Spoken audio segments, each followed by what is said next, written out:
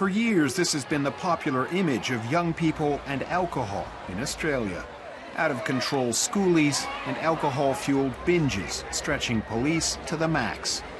Few could be blamed for thinking teenagers are following in these footsteps. Not so fast. Researchers say amongst teens, non-drinking is a trend that's growing fast. It seems to be kind of an across-the-board change. It's happening for boys and girls, for young teenagers and old teenagers, in rich and poor households. And researchers say it's a dramatic change.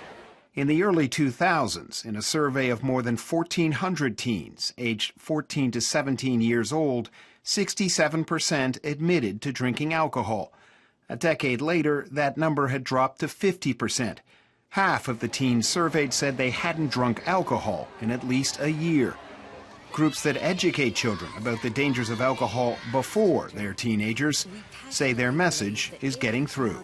Children come into our mobile learning centres with lots of ideas, and they're really aware of the issues in society around alcohol. I know her! She works. Of course, today's teens are also bombarded by anti-drinking advertisements, warning of the health and social consequences of drinking. These 16-year-olds say if non-drinking is a trend, they're not surprised. Even in the last few years, they've noticed a shift.